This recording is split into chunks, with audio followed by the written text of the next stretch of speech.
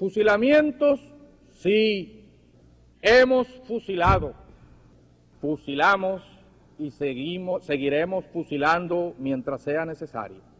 Nuestra lucha es una lucha a muerte.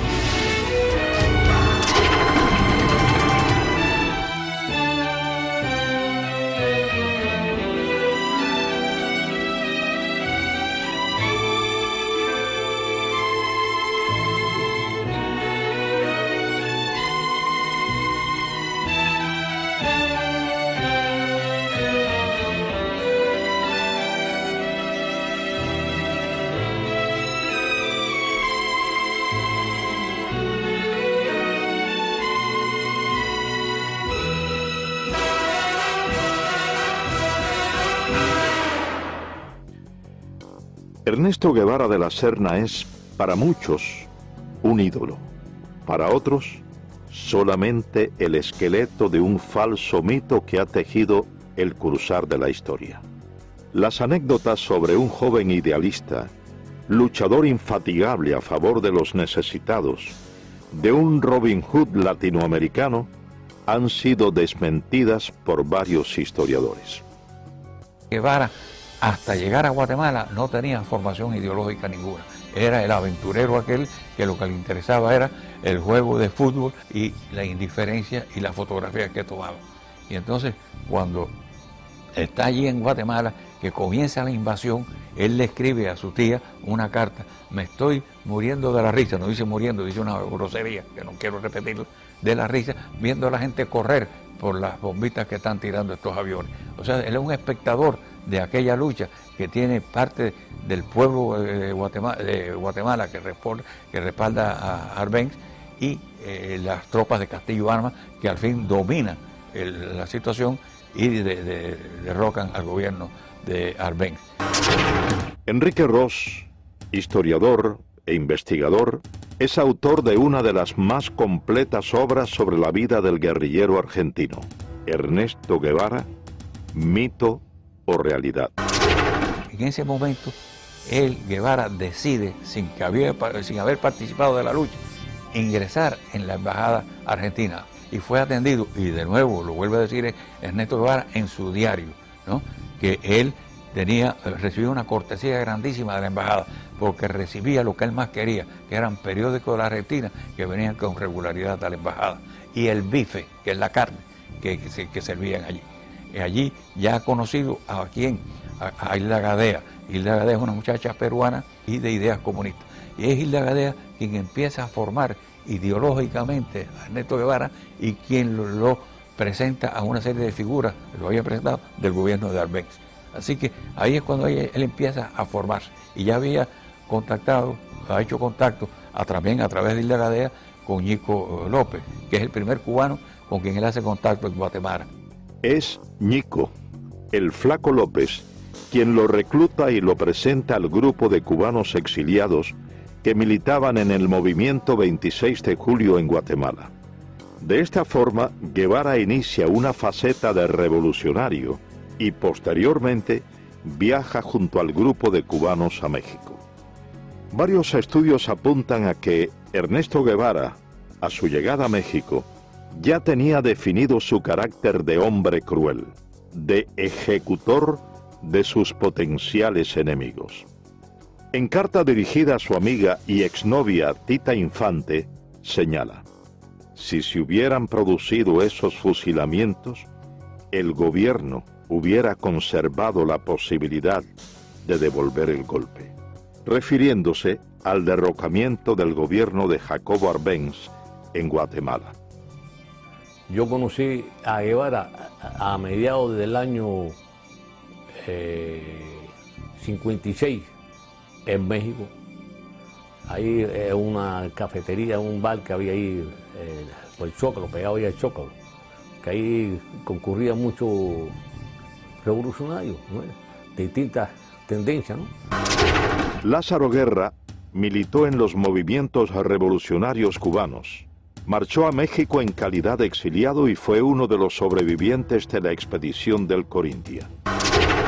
A mí el que me presenta es Ñico López. Pero al otro día que Ñico López viene, me dice, oye, lo que te presenté fulano, eso no sirve, ¿verdad? No te creas que vaya cualquier cosa, eso no sirve. Él no es como tú y como nosotros y como yo. Este tipo es un tipo maquiavélico, ¿sabes? Y él es que le lleva y trae a Fidel todo el trajín de nosotros. Es un tipo repugnante, ¿no? Que Fidel llegaba y él decía, iba corriendo para donde estaba Castro, ¿no? Y Castro, fíjate, le gustaba y le gusta que lo adulen, ¿no? Esa es la persona de él. Sí, él vino a pedirme ayuda. Me dijo que había 11 cubanos durmiendo en el suelo en el departamento de María Antonia González. Una pobre mujer, en un departamento muy chico, y estaban durmiendo en el suelo. Y aquello me tocó el alma. Y le dije, mándame 7 o 8 para acá, yo les haré una comida al día y alojamiento. Orlando de Cárdenas, periodista, fue amigo de Fidel Castro. Vivía en México y fue uno de los principales colaboradores del movimiento 26 de julio en tierras aztecas. A él al principio se le dijo doctor Guevara o Ernesto Guevara, pero cuando vimos que él se hacía burla de nuestra manera de hablar, entonces en represalia ya no le dijimos nunca más Guevara ni Ernesto, le decíamos el Che. Para todo el Che y el Che y el Che, y se le quedó lo del Che, que hasta el mismo Fidel y Raúl le decían el Che. Ya, y se lo decíamos muchas veces con un poco de sorna, como para restregarle en la cara lo que él nos había hecho a nosotros. Nunca nos vio completamente como compañeros. Guevara nunca llegó a intimar totalmente con el grupo de jóvenes revolucionarios cubanos. Cuentan quienes compartieron con él el entrenamiento militar en tierras aztecas que su desprecio hacia los cubanos siempre se hacía sentir.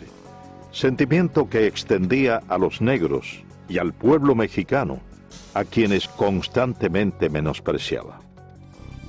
Llegamos a México el 10 de diciembre de 1955 y Fidel me presentó y me dijo, muchachos, este es el coreano, él va a ser nuestro instructor militar. Miguel Sánchez, el coreano, combatió junto a las tropas estadounidenses en la Guerra de Corea. Fue reclutado por Fidel Castro como instructor militar de los cubanos que se entrenaban en México.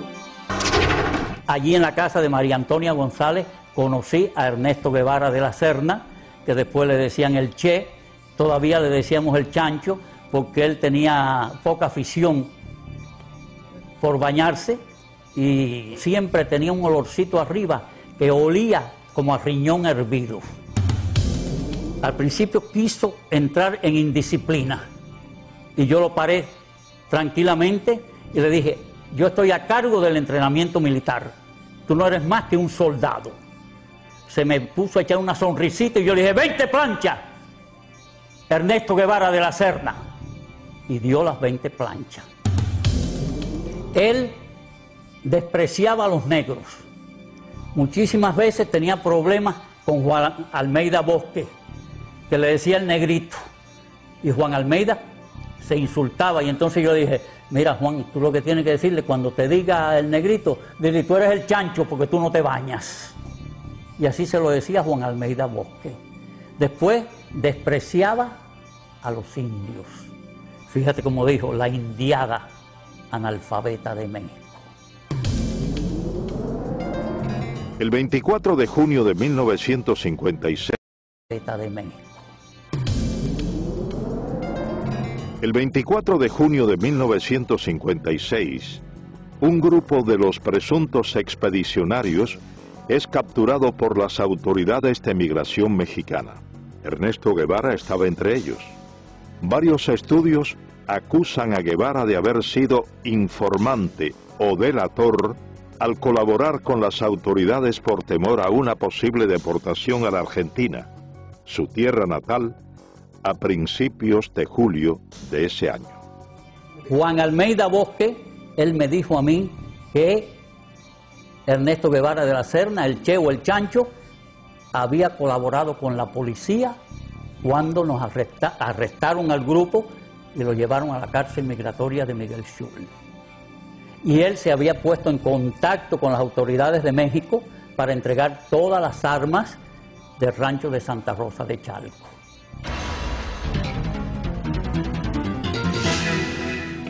A la salida de la cárcel Miguel Schultz en México, Ernesto Guevara aún tenía dudas sobre su futuro y en particular sobre su propósito de participar en la expedición a Cuba. En carta dirigida a su madre le manifestó su intención de cambiar los planes y viajar a Europa y a la China de Mao. Finalmente, Ernesto Guevara de la Serna llegó a formar parte de la expedición del Granma, sobrevive el combate de Alegría de Pío y logra posteriormente internarse junto al reducido grupo de sobrevivientes en la Sierra Maestra. Aproximadamente 2 meses más tarde, en carta fechada enero 28 de 1957, a solo 6 días de haber reconocido matar a un hombre por primera vez en el combate de Llanos del Infierno, Guevara le expresa a su entonces esposa, la peruana Hilda Gadea, quien posteriormente la publicara en su libro Ernesto, la memoria del Che Guevara. Querida vieja, estoy en la manigua cubana, vivo y sediento de sangre. Una vez se coge un guairo que no estaba, que según los datos, según todo coincidía que él era chivato del ejército, ¿no?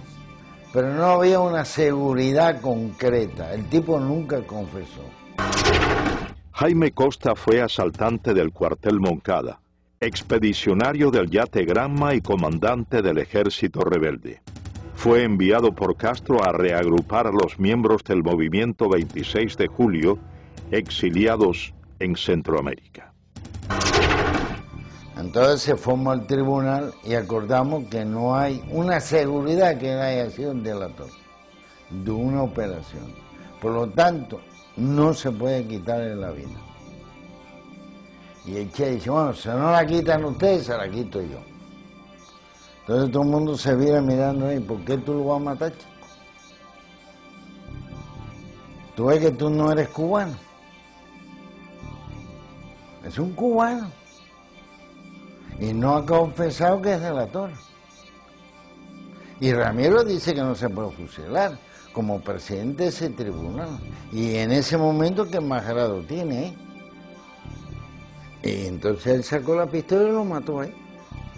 Y ahí donde el Che tiene la frase esa, ante la duda no hace más nada, hay que fusilarte.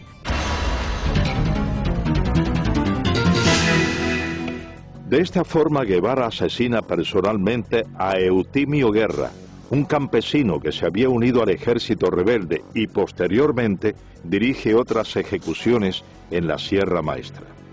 No había que comer, es que llegamos y acampamos en la finca La Otilia, frente a las minas de Boicito. Luciano Medina fue capitán del ejército rebelde, hombre de confianza y correo de Fidel Castro. Participó en la invasión de Oriente a Occidente bajo las órdenes del comandante Camilo Cienfuegos. Llevábamos 3 días sin comer y el Che Guevara nos mandó que había que buscar un puerco. Y yo fui a casa de Carlos Sotolongo, que tenía una finquita allí cerquita de la mina, y compré un puerco que me costó 70 pesos. Entonces ya estábamos comiendo allí, toda la tropa estaba comiendo, y entonces llegó un señor y le dijo al Che Guevara, bueno, es que tenemos un chivato que hay que ver cómo se saca ese hombre de aquí, que se llama Juan Pérez, dueño de la finca Rancho Claro, que es un cosechero de café. Entonces mandaron a buscar el hombre tenía 3 hijos, chiquitos de 4, 5 y 6 años, no tendrían más los chiquitos que tenía allí. Entonces cogieron y lo fusilaron. Y eso nos cayó mal a toda la tropa. Los fusilamientos se generalizaron. Varias investigaciones responsabilizan a Ernesto Guevara por el asesinato de al menos una docena de hombres en la Sierra Maestra, en la gran mayoría de los casos sin tener pruebas incriminatorias. Yo conocí a Ernesto Guevara en la Sierra Maestra en el mes de marzo de 1958, que como corresponsal de guerra de la revista Bohemia fui a entrevistar a Fidel Castro. Agustín Hayes fue periodista de la revista Bohemia. Pasó aproximadamente 2 meses en la Sierra Maestra y como corresponsal de guerra entrevistó a Ernesto Guevara en su campamento. Cuando yo entrevisté a Ernesto Guevara en la Sierra Maestra en marzo del año 1958, entre las cosas que yo observé de él, que tenía una personalidad despótica, dura, cruel. Por ejemplo, le pregunto por su primera esposa, por Gadea, y entonces me dice, bueno, no sé de ella ni me interesa. Entonces le pregunto, bueno, ¿usted es médico? Y entonces, sí, pero a mí no me gusta la medicina. ¿Y qué es lo que le gusta a usted? La economía. Después, con el tiempo, estudiando la personalidad de él, es cuando uno confirma que él tenía esa característica de crueldad y de odiar. Por ejemplo, él escribió cosas como esta: odio a la civilización. América será el teatro de mis aventuras. Huir de todo lo que me molesta. Donde me lleven los acontecimientos. Mi ambición de horizonte y mi fatalismo. Me interesa la nueva China por estar acorde a mis ideas políticas. Yo vivo con ese espíritu anárquico que me hace soñar horizontes. Mis amigos son amigos mientras piensen políticamente como yo. No soy moderado y trataré de no serlo nunca. Asaltaré las barricadas y trincheras, teñiré en sangre mis armas y loco de furia degollaré a cuanto vencido caiga entre mis manos. Una madrugada, uno de los que estaban en el campamento de La Plata tenía como una pesadilla y decía, mátalo, mátalo. Entonces por la mañana yo hablé con él, otras veces había hablado con él, me había dicho que era estudiante de medicina. Él se llamaba, era capitán Humberto Rodríguez. Entonces me dijo que él era el jefe del pelotón de fusilamiento, que allí fusilaban. Entonces me contó una anécdota de eso, de mátalo, mátalo. Era una de las personas que llegó un momento que él dudó y entonces le daban la orden de que tirara y él tiró. Entonces me empezó a contar de que había fusilamiento, que lo mismo fusilaban allí en el campamento de Fidel en La Plata que en el de Che, en la mesa, en la pata de la mesa. En una ocasión me dijeron que iban a haber un fusilamiento, que si yo como periodista quería verlo, yo dije que no.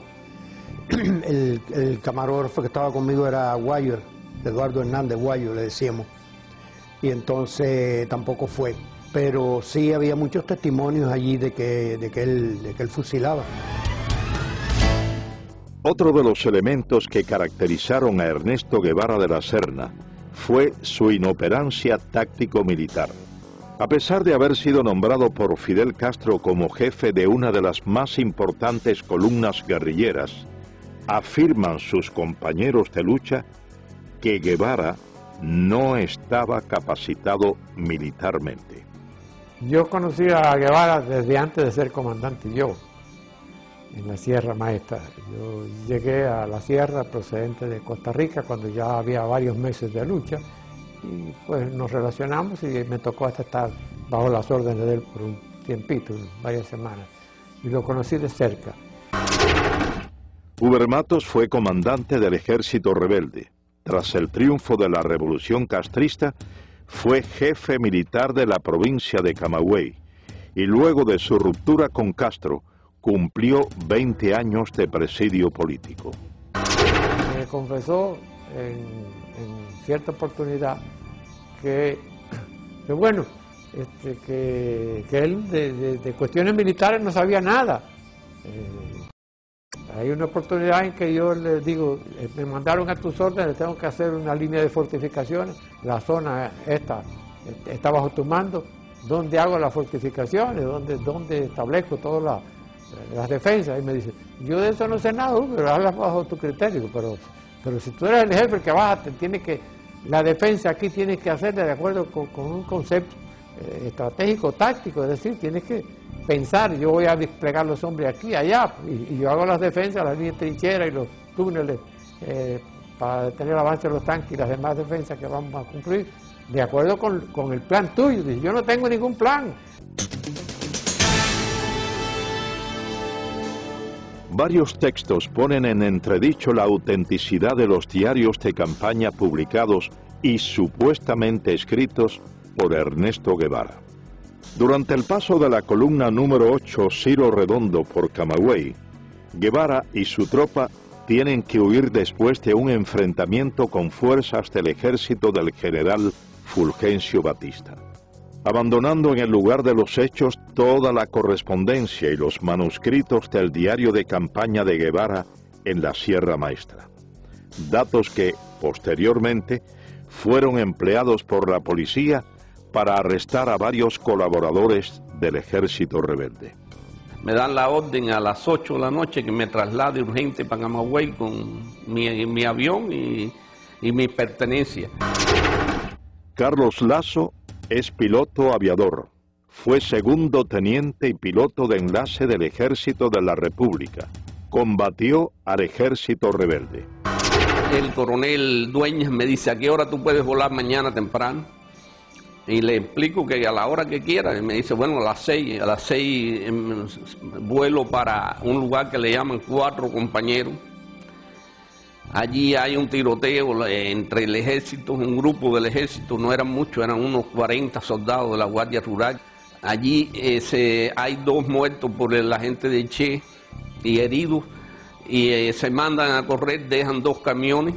En uno de los camiones tenía toda la correspondencia, todo el diario de Che, el cual yo leí bastante. Hablaba todo y que había cooperado en Camagüey y que la mayoría no cooperaba, que era una provincia completamente latifundista, entre paréntesis, lo ponía así, y comprometía a cantidad de personas, no solo de Camagüey, de otras provincias. Muchos pertenecían, pero muchos al Partido Comunista del pueblo que ellos hablaban, de Guaymaro, de Baraguá, de Florida, de todos esos lugares. Varias anécdotas y documentos reflejan el carácter despótico de Ernesto Guevara hacia sus subordinados. Guevara acostumbraba a humillar a los hombres bajo su mando. Yo me incorporo a la columna en un campamento que se llama El Algarrobo. Aquel día, una tarde, nos formaron, cuando nosotros llegamos ahí, que veníamos de la zona más al norte de la sierra. Cuando llegamos allí, por la tarde nos formaron, éramos unos 200, 300 hombres, alrededor de eso.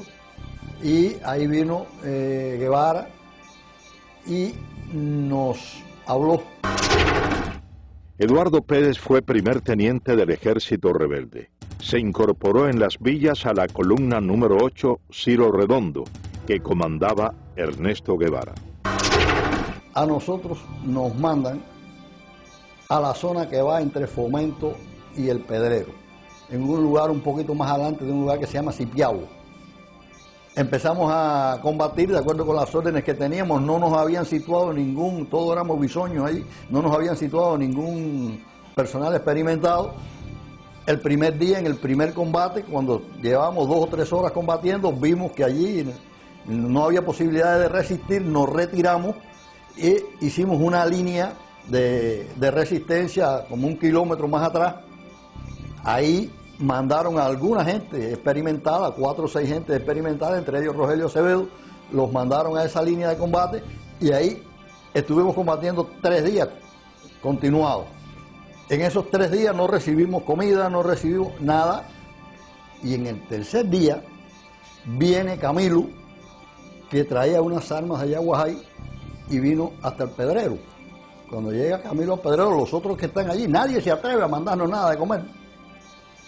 Cuando llega Camilo, allí el Pedrero, el Che no está, y Camilo empieza a preguntarle cómo está la situación. Y Camilo dice, pero ven acá y a estos hombres, ¿por qué no le mandan comida? No, porque el Che dice que no, porque se tuvieron que retirar de la primera posición que tenía.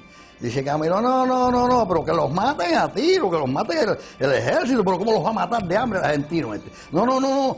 Y esa tarde nos llegó a nosotros cajas de malta, salchichones, cajas de galletas, y pudimos comer esa tarde después de 3 días.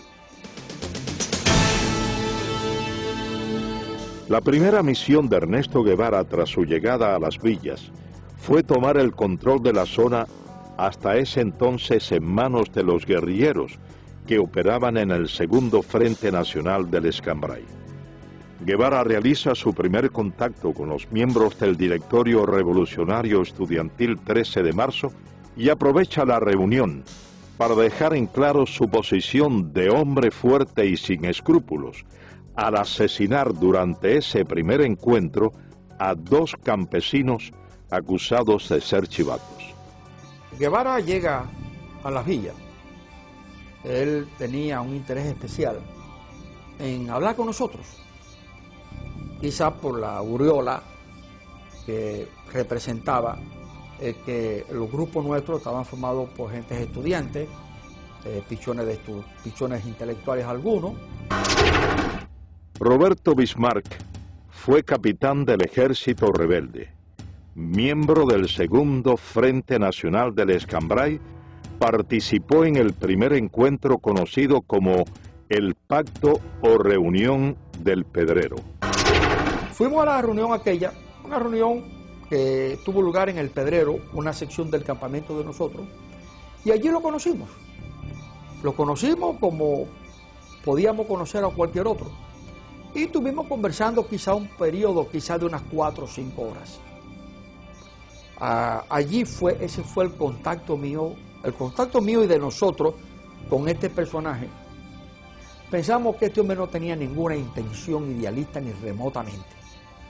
Por ejemplo, un hecho que resultó bastante chocante para mi persona.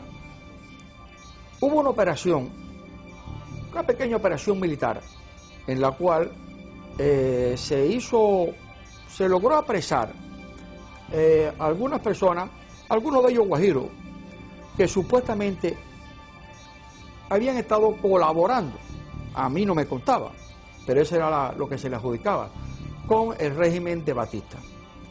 En forma arbitraria, yo fui testigo de que el Che Guevara dijo que a esa gente, como eran unos colaboradores de la llamada dictadura, había que castigarlo con la muerte.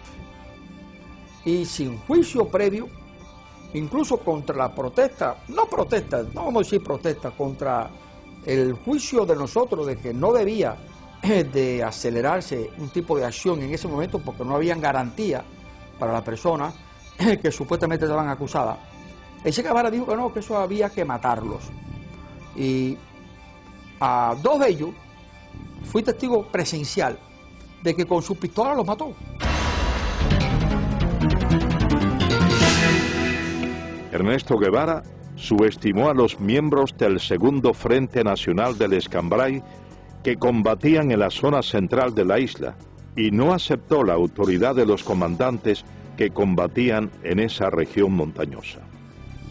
Al entrar el Che Guevara a la provincia de Las Villas, por la parte noroeste de Banao, nos encontramos con él allá, que él estaba acampado con miembros del directorio revolucionario, con el comandante Cubela. Elías Nazario fue capitán del Ejército Rebelde, miembro del Segundo Frente Nacional del Escambray y ayudante personal del comandante de la Revolución, Jesús Carrera Sayas.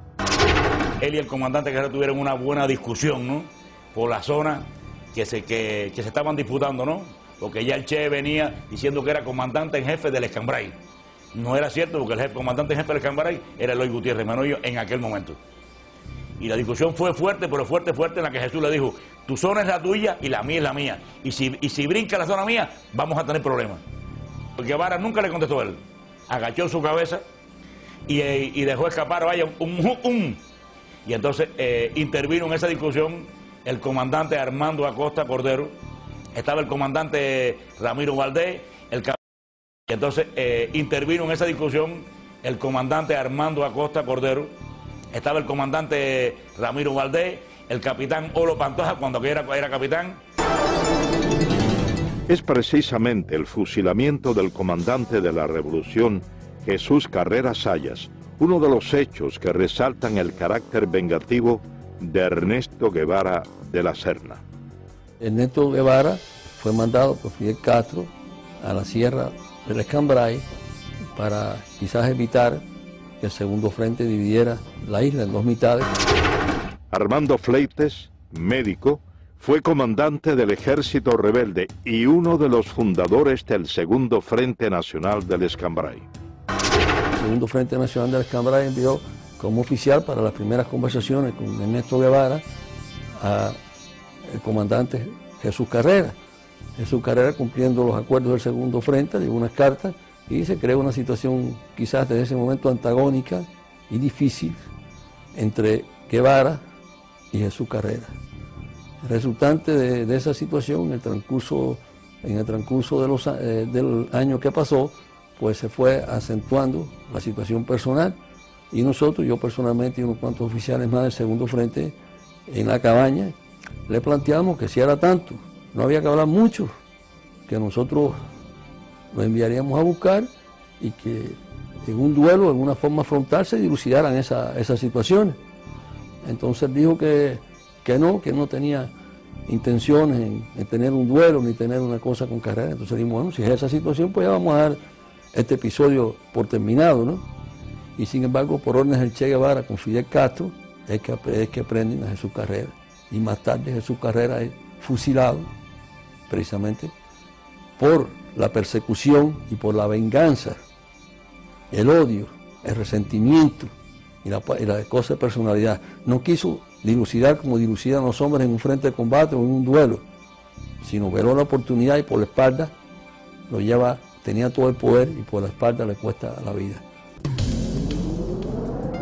Entre las hazañas injustamente atribuidas a Ernesto Guevara de la Serna está la toma en la ciudad de Santa Clara de un supuesto tren blindado. Varios de los protagonistas de ese hecho contradicen lo expuesto por el régimen castrista y manifiestan que todo lo orquestado, más que una proeza militar, fue una traición a una negociación ya acordada por el Segundo Frente Nacional del Escambray con oficiales del ejército de Batista. El tren blindado fue una acción de traición del Che Guevara al Segundo Frente Nacional del Escambray. Lázaro Asensio, abogado y periodista, fue comandante del ejército rebelde y miembro del Segundo Frente Nacional del Escambray. Las tropas nuestras estaban peleando en la zona de Manicaragua y de Cumanayagua. Y el señor Cuso Gómez fue a verme para venir a avisarme de que el tren blindado, el famoso tren blindado, estaba dispuesto a entregarse a el Segundo Frente Nacional del Escambray. Las condiciones eran muy sencillas. El tren blindado, los elementos del tren blindado, los soldados del tren blindado iban a entrar por la zona del acueducto de Santa Clara y allí nos iban a entregar las armas con el compromiso de que ellos se quedaban allí sin pelear contra sus compañeros. Pero por filtraciones que sucedieron, el Che se entera de esa posibilidad y entonces, ¿qué es lo que hacen ellos? Atacan al tren blindado antes que darle la oportunidad que el tren blindado se entregara a nosotros y ahí se produce el ataque de Santa Clara. Es precisamente a raíz de la entrada a la ciudad de Santa Clara de la columna número 8 Ciro Redondo, comandada por Ernesto Guevara, cuando comienzan las ejecuciones indiscriminadas, tal y como había ocurrido en la Sierra Maestra. Guevara ordena, sin la realización de procesos judiciales, el fusilamiento de varias decenas de personas supuestamente acusadas de haber cometido crímenes o de ser delatores del depuesto régimen. El primero que entra en Santa Clara, la ciudad estoy hablando, es el Che. Y Félix Torres, un viejo comunista de las villas, le va diciendo al Che quién eran los chivatos de Batista. Y el Che, sin más ni menos, los va cogiendo, sin interrogar, y los va matando. En eso entra el segundo que entra en Santa Clara, es Camilo. Y entonces Camilo tiene una expresión, coño, pero aquí se han bañado en vez con agua, con sangre, porque donde quiera hay un muerto tirado en una esquina. Han acabado con este pueblo.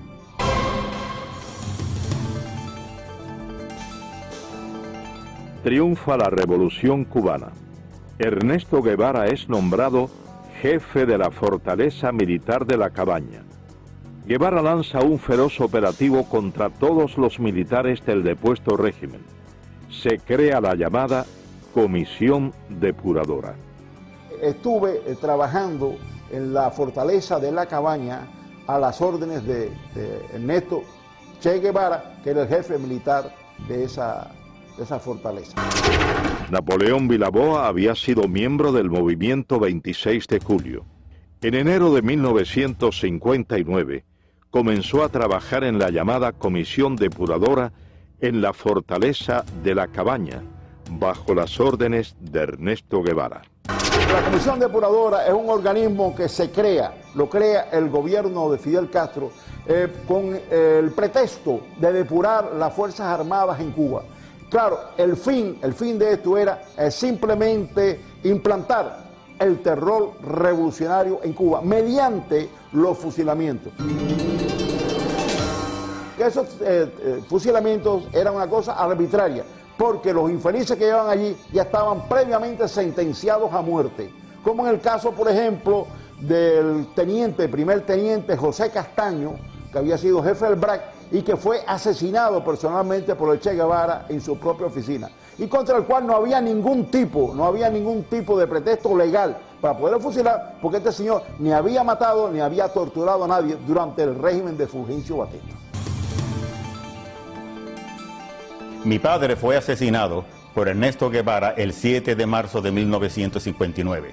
La razón por la cual Ernesto Guevara mata a mi padre es por la razón de que mi padre tenía un extenso conocimiento sobre las actividades comunistas en Cuba. Desde hacía 2 o 3 años, mi padre era el segundo jefe, primeramente del Servicio de Inteligencia Militar y después del BRAC, que era el Buró de Represión de Actividades Anticomunistas. Mi padre poseía uno de los mejores archivos de todo el sistema comunista que funcionaba en aquel entonces en todo Centro y Suramérica.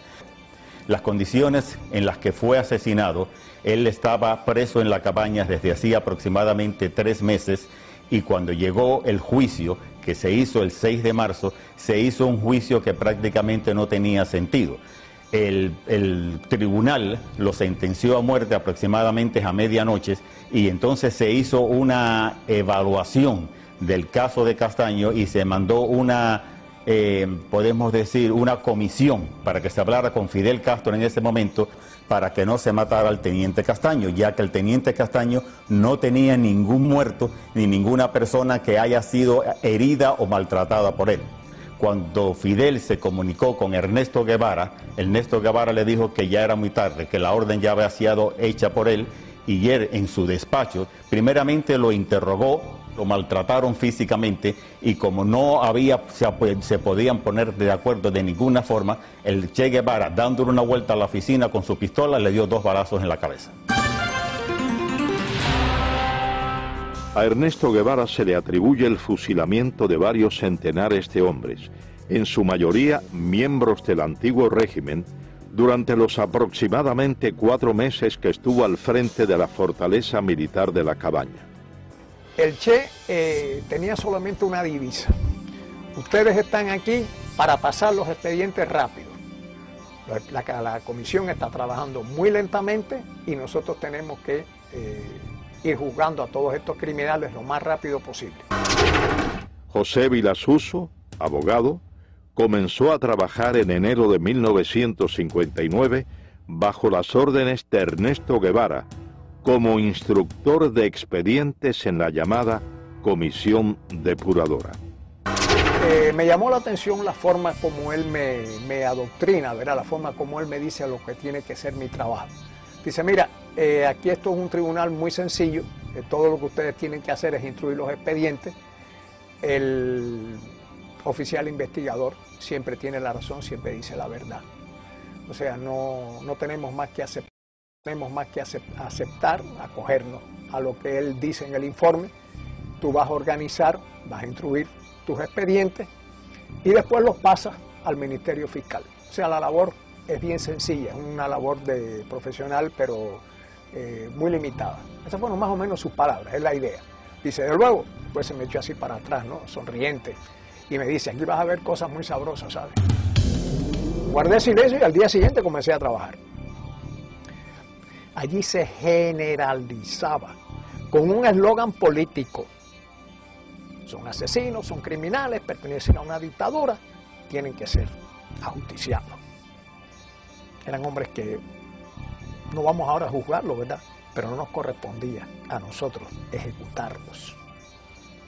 Yo preparando la sentencia y él pues dirigiendo el paredón. Fui al paredón. Me acerqué al lugar, me paré junto a los postes.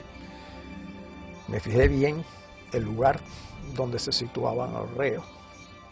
Efectivamente el paredón estaba a la espalda y más o menos lo que era la altura del pecho a la cabeza, pues se veían los impactos de las balas, ¿no?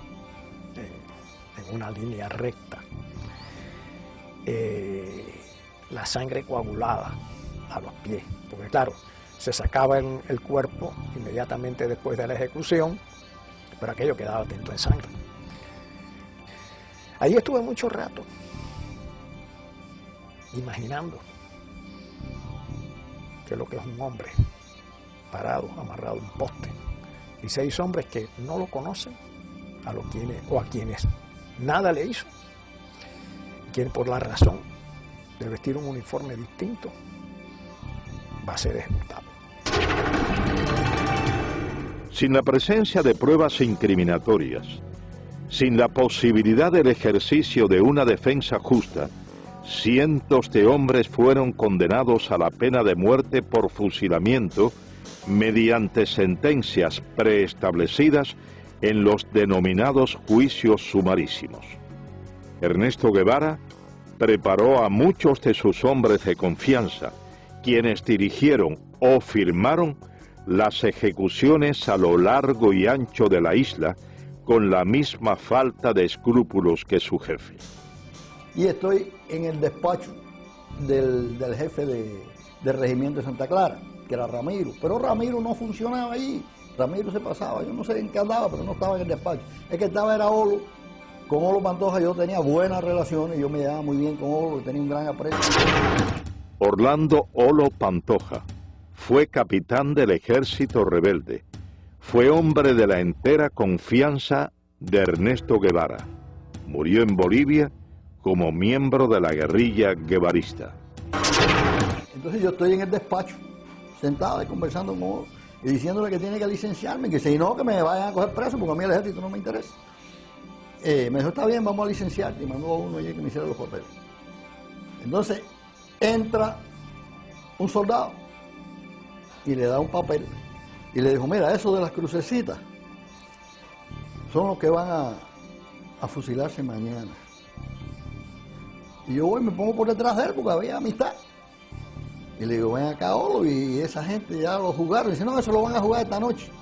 Digo, pero ¿cómo se lo van a jugar esta noche? Ya saben cómo van a fusilar mañana. Dice, bueno, eso es así. Estando yo unos 15 días preso en la cabaña, me llaman por los altavoces del penal a la oficina y me encuentro allí con Aleida March y con Ernesto Guevara. Ernesto Guevara caminando por todo aquel pasillo con las manos a la espalda y yo sentado con Aleida March. Roberto Martín Pérez, amigo de la infancia de Aleida March, segunda esposa de Guevara, fue dirigente de la conspiración de Trinidad y cumplió 28 años de presidio político en Cuba. Y de buenas a primeras ese individuo se me para enfrente y me dice, a ti hay que fusilarte. Yo tenía antecedentes de que Ernesto Guevara en muchas ocasiones anteriores había sacado a los hombres de ahí presos y los había fusilado sin un previo juicio. Así que no me extraño nada de esta bravuconada de este hombre. En las gestiones que estábamos haciendo para tratar de salvar a mi hermano antes del juicio final, yo había ido a la cabaña con el ingeniero Viamonte, que trabajaba conmigo en la compañía de electricidad, a ver a Guevara, ya que él había estado alzado con él en la sierra. Entonces Guevara lo recibió muy bien, allá con las patas encaramadas arriba de un escritorio, sin zapatos, rascándose los chicotes ahí como si fuera no sé ni qué. A mí me causó muy mala impresión. Me vi la cara de hipócrita, de sinvergüenza que tenía, desde luego. Entonces el ingeniero le empezó a explicar. Y él le dijo, no, aquí no hay toalla para nadie. Dijo, no es cuestión de toalla, es cuestión de que están cometiendo un error. La revolución está cometiendo un error y es un inocente, muchacho joven. Y no. Él vestía el uniforme de Batista, decía. El uniforme azul de Batista, que no era de Batista, era de la República. Pero no hay toalla para nadie. Casi que nos botó de allí, desde luego. Y se dirigió a uno que tenía al lado y le dijo, oye, encarga tres cajas más que estos van para allá. Uno de los elementos más distintivos del carácter criminal de Ernesto Guevara fue su desprecio, no solo hacia los hombres y mujeres condenados por él, a quienes consideraba sus enemigos, sino también a los familiares de estos. Este incidente durante un día de visitas a los prisioneros en la fortaleza militar de la Cabaña da prueba de ello. Aquella parte estaba lleno de mujeres, unas que iban a ver a los esposos, otras a los hijos, otras a los hermanos. Y entonces en eso abrieron la puerta de atrás y todas las mujeres se arrimaron a ver y que saliera una máquina. Entonces las mujeres todas rodearon la máquina y empezaron a decirle que qué pasaba, que por favor que los dejara entrar a ver a sus familiares, que hacía días que no los veían, que le llevaban comida y le llevábamos de todo. Y entonces él eso sí nos miró con una cara de estúpido y nos dijo, están castigados y hoy no hay visita para nadie. Al decir eso todas las mujeres empezaron a gritar y empezaron a coger el carro y a darle por un lado y por el otro y por el otro y lo movían todo.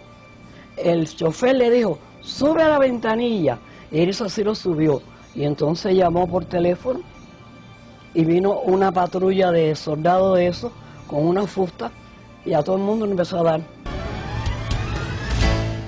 Tras aproximadamente 4 meses al frente de la fortaleza militar de la Cabaña, Ernesto Guevara ocupó varios cargos durante el comienzo de la Revolución Cubana. Primero, fue presidente del Banco Nacional de Cuba y posteriormente ministro de Industrias.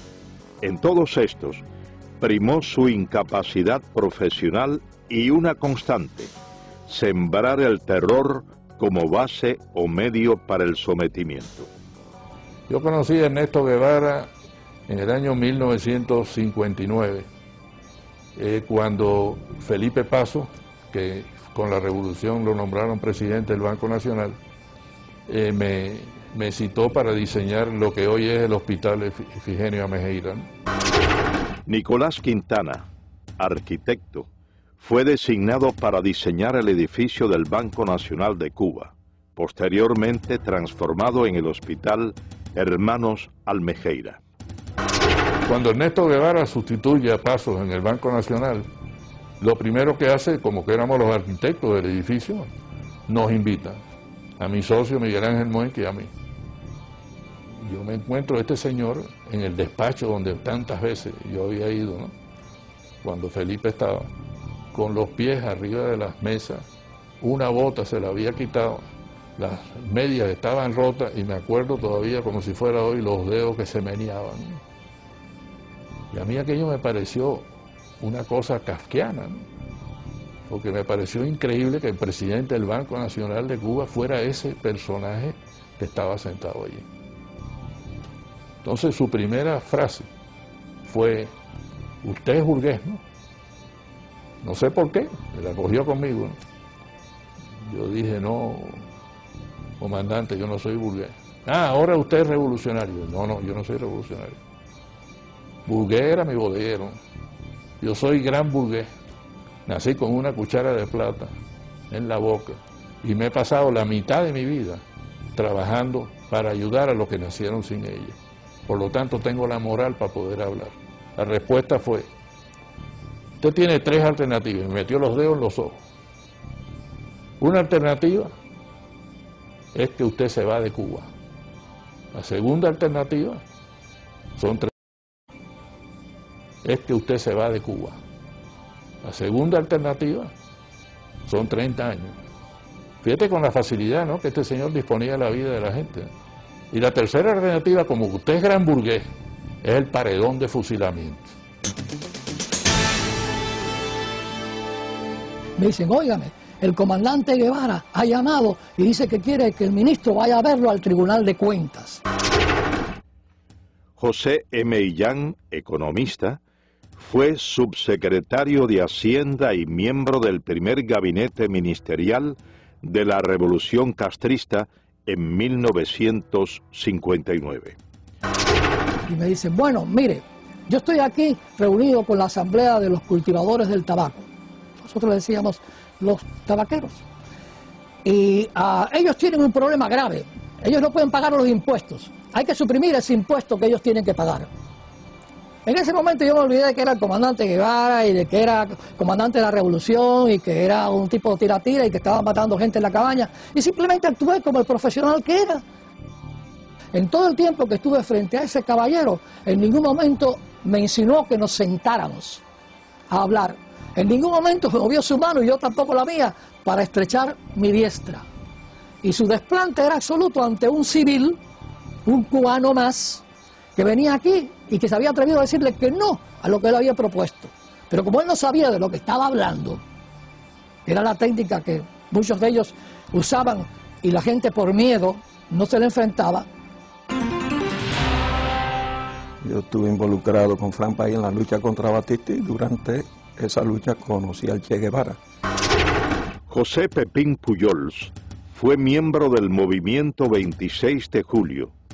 Fue llamado por Guevara para colaborar como supervisor de la planta de níquel y cobalto de Moa y práctico de puerto. Entonces, él, que ya nos conocíamos, me encomiendan la labor de ir a Moa para hacer un reporte y preparar el puerto para recibir todos los petroleros, todos los barcos. Y cuando yo vuelvo en una de las tantas reuniones que tuvimos en La Habana, entró un ayudante del Che con un montón de papeles y se quedó parado. Entonces el Che le dijo: ¿qué quieres? Le dice: pasa que estos son revolucionarios. Los papeles eran los fusilamientos del día siguiente. Él cogió todos los papeles, los firmó sin mirar, porque no importaba quién fusilaba, había que fusilar para sembrar el terror. Entonces muchos de los ingenieros jóvenes hablaban con él bajo la intimidación que tenía de esa arrogancia de decirte: la revolución no tiene a menos fusilar al mejor de los comandantes, así que no es nada fusilar al mejor de los ingenieros. Todo el mundo trabajaba bajo esa presión de no equivocarte. Entonces tú te limitabas a hacer las cosas en la manera más segura. Como práctico de puerto, es un riesgo entrar un barco de noche. Pues no, cerré el puerto y el barco se tenía que quedar esperando allá afuera, que le costaba, incrementaba el costo de demoras.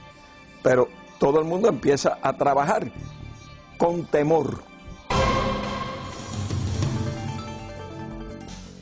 Ernesto Guevara de la Serna, a pesar de ser tan cruel y despiadado con sus enemigos políticos y practicar el despotismo en exceso y en ocasiones la indiferencia con sus subordinados, siempre sintió temor al enfrentar a Fidel Castro.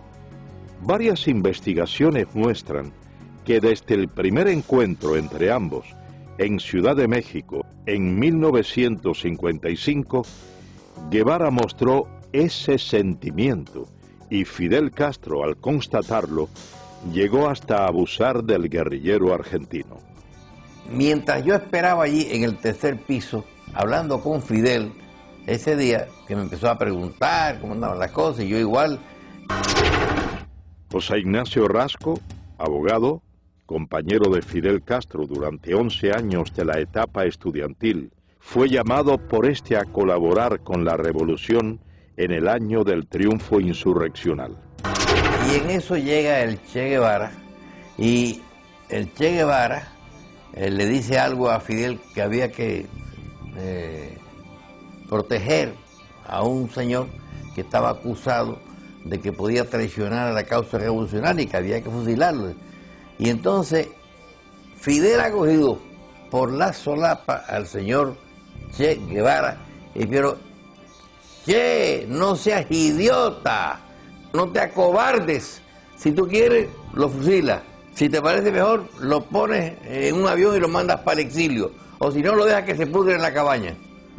Esta anécdota, a mi juicio, retrata cómo era la sumisión de el Che Guevara a Fidel Castro en aquellos momentos ya. Es decir, siempre le tenía pánico, le tenía miedo. Podían discutir mucho, pero al final el Che siempre agachaba la cabeza. Tras apenas 4 años de haber llegado al poder, Ernesto Guevara se convierte en una de las principales banderas propagandísticas de la Revolución cubana. Durante su intervención ante la Asamblea General de las Naciones Unidas, el 11 de diciembre de 1964, Guevara, haciendo uso de su derecho a réplica y debido a las constantes interrogantes de los delegados presentes, reconoce la realización de ejecuciones en la isla. Fusilamientos, sí, hemos fusilado, fusilamos y seguiremos fusilando mientras sea necesario. Nuestra lucha es una lucha a muerte.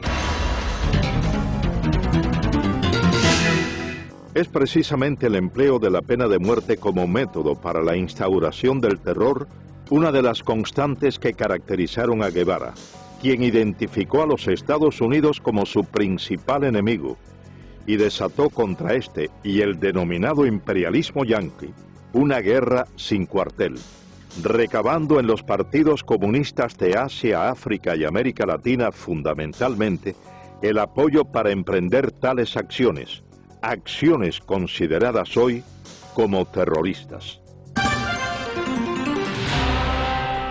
Durante su mensaje a la Tricontinental, Guevara proclama textualmente: el odio como factor de lucha, el odio intransigente al enemigo, que impulsa más allá de las limitaciones naturales del ser humano y lo convierte en una efectiva, violenta, selectiva y fría máquina de matar. Nuestros soldados tienen que ser así. Un pueblo sin odio no puede triunfar sobre un enemigo brutal. Seguidamente, Ernesto Guevara expresa una frase considerada por varios investigadores como uno de los fundamentos del terrorismo moderno. Hay que llevar la guerra hasta donde el enemigo la lleve, a su casa, a sus lugares de diversión, hacerla total. Hay que impedirle tener un minuto de tranquilidad, un minuto de sosiego fuera de sus cuarteles, y aun dentro de los mismos, atacarlo donde quiera que se encuentre, hacerlo sentir una fiera acosada por cada lugar que transite. Ernesto Guevara organiza un grupo guerrillero en Cuba, parte a África. El Congo es el país escogido como punto detonante de la supuesta guerrilla africana. Y llega Guevara al Congo, participa en una serie de batallas, pierde todas las batallas, nadie lo atiende, los dirigentes del Congo no le prestan atención, nos dice que Kabila lo tiene a él como un becario, así como cero a la izquierda, y entonces pierde. Las naciones que rodean al Congo exigen que salgan del Congo los tropas extranjeras, y las tropas extranjeras eran las de Sudáfrica que estaban allí, y también las de Guevara, el grupo cubano. y se ve obligado a salir del Congo. Pero él no quería regresar a Cuba, porque él ya sabía la enemistad que sentía Castro hacia él. Y hubo una gran presión. Su misma esposa tuvo que ir a la isla March, al Congo, a persuadirlo y a convencerlo de que regresara a Cuba. Entonces él allí ya ha organizado la idea de ir a Bolivia, porque ya Guevara no cabía en la isla de Cuba junto a Fidel. Tras ser derrotado en África, Guevara regresa a la isla y prepara una nueva aventura. Esta vez, el blanco escogido es Latinoamérica.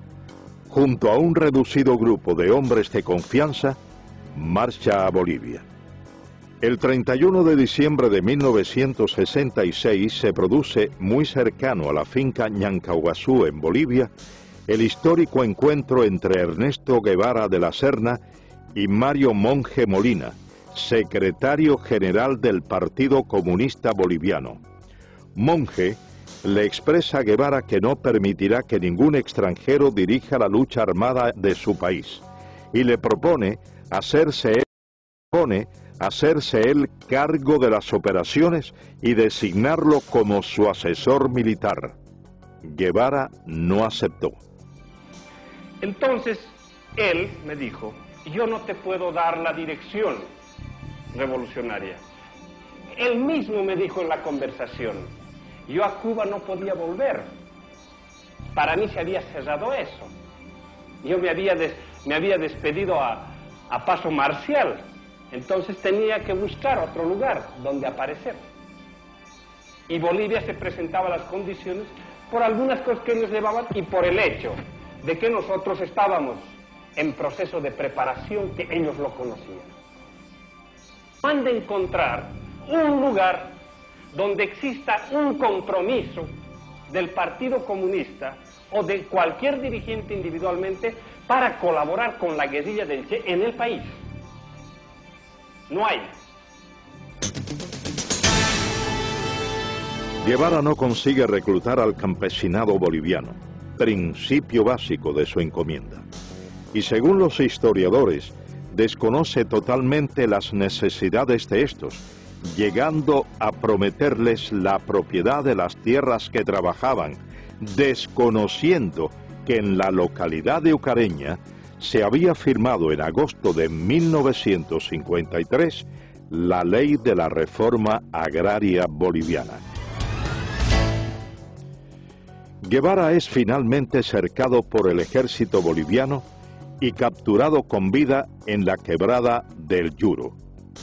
Según las notas del general Luis Requeterán, quien fuera en ese entonces coronel y jefe de la 4ª División de Operaciones Antiguerrilleras en Bolivia, Guevara, levantando en alto su carabina, gritó: «Me rindo, no me maten, soy el Che, valgo más vivo que muerto». Cuando esto ocurría, relata el general Requeterán, el reloj marcaba las 13:30 horas del domingo 8 de octubre de 1967. En ese combate mueren la mayor parte de los guerrilleros, cae preso el Che Guevara con Simón Cubas, que era el que lo estaba ayudando a salir, nombre de guerra Willy. Félix Rodríguez fue oficial de la Central de Inteligencia estadounidense. Fue el oficial que recibió la orden de ajusticiar a Ernesto Guevara tras su captura en Bolivia. Viene una llamada telefónica y piden al oficial de más alto rango. Yo tenía en ese momento el grado de capitán y en la higuera nada más que habían 2 tenientes más bolivianos, por lo tanto me llamaron a mí, contesté el teléfono y era del alto mando boliviano en Valle Grande, y eran instrucciones específicas del señor presidente, señor comandante de las Fuerzas Armadas, que eran 500-600. El código que teníamos era 500 el Che Guevara, 600 muertos, 700 vivos. Pido que me lo repitan y me confirman 500-600. Cuando viene Centeno, lo llamo a un costado y le digo: mi coronel, hay órdenes de su gobierno de eliminar al prisionero. Y le doy los códigos. Las órdenes de mi gobierno es tratar de mantenerlo vivo a toda costa. Nosotros tenemos aviones y helicópteros para transportarlo a Panamá para interrogatorio. Con eso me mira y me dice: mira, Félix, y usaba el nombre de Félix Ramos, dice: hemos trabajado empíricamente, te agradecemos mucho, pero estas son órdenes del señor presidente y señor comandante de las Fuerzas Armadas. Si yo no la cumplo, a mí me votan deshonrosamente. Miró su reloj y me dijo, tienes hasta las 2 de la tarde para interrogarlo. Nuestro helicóptero va a venir varias veces, va a traer comida y municiones para nuestros soldados y se va a llevar nuestros heridos y nuestros muertos. Yo quiero tu palabra de caballero de que a las 2 de la tarde tú me traigas el cadáver del Che. Y lo puedes ajusticiar en la forma que tú quieras porque sabemos el daño que le ha hecho a tu patria. Y dije, mi coronel, trata de hacerles cambiar de idea, pero sonar una contraorden. Yo le doy mi palabra de hombre que yo le llevo el cadáver del Che. Entré a la habitación, él estaba sentado en un banquito, yo le había quitado las amarras al principio de nuestra conversación y se sentó ahí. Me le paré enfrente y le digo, comandante, yo lo siento, son órdenes superiores, yo he tratado. Se puso blanco como un papel pensando que era yo el que le iba a tirar. Salí de la habitación, aquello estaba lleno de soldados afuera, obviamente estaban escuchando la conversación y estaba el teniente Pérez al lado del sargento Terán. Y entonces le dije al sargento, sargento, no le tire de aquí para arriba, tírale de aquí para abajo, son órdenes de su gobierno, se supone que este hombre muera de heridas en combate. El sargento Mario Terán cumplió las órdenes transmitidas a Félix Rodríguez desde La Paz. Con la muerte de Ernesto Guevara quedó desarticulado el foco guerrillero. 5 hombres pudieron escapar con vida.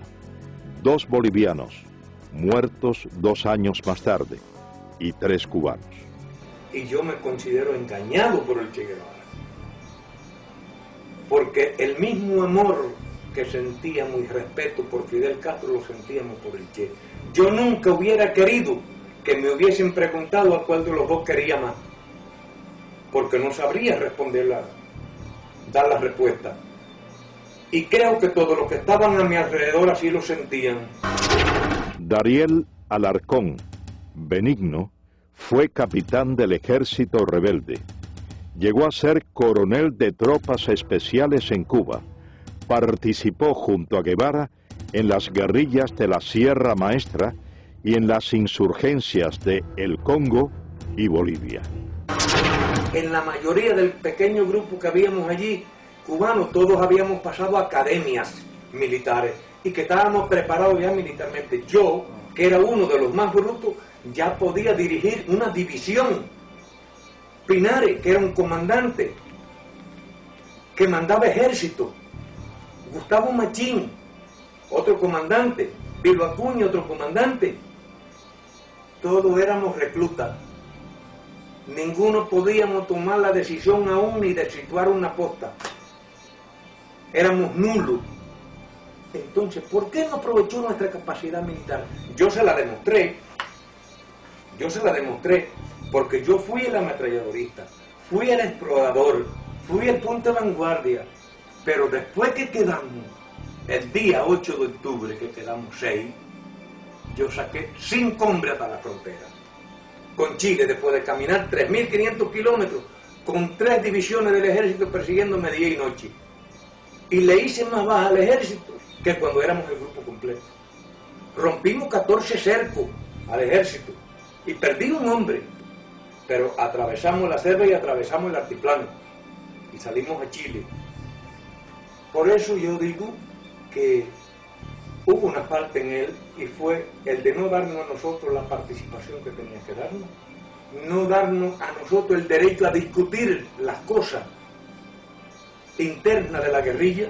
Él las pensaba, él las elaboraba y él nos las transmitía. Y lo que él dijera, él era lo que había que hacer. Nosotros no teníamos ni voz ni voto.